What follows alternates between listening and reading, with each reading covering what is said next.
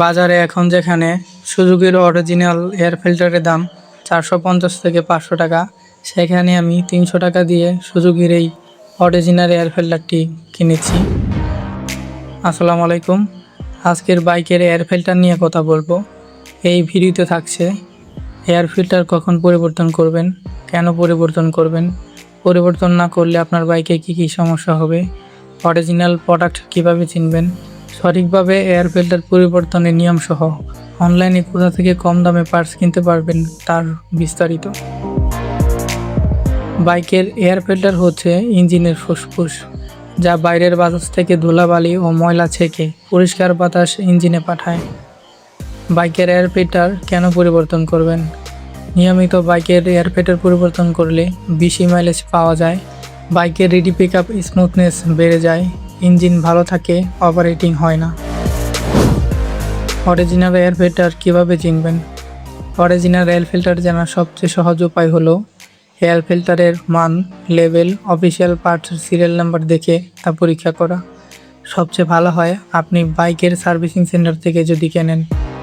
নকল air filter সাধারণত quality খারাপ থাকে, যা হাতে নিলেই বোঝা যায়।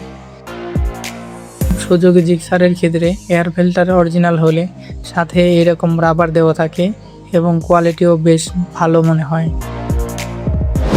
কত কিলোমিটার পর বাইকের এয়ার ফিল্টার চেঞ্জ করবেন?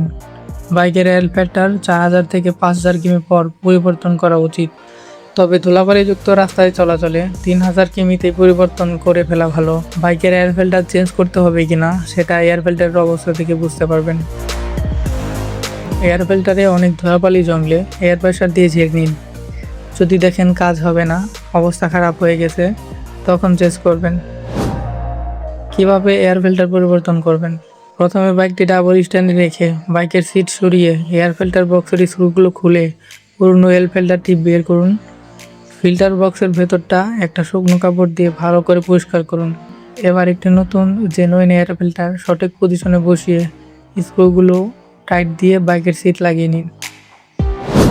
বাইকের পার্টস কোথা থেকে কম দামে কিনতে পারবেন?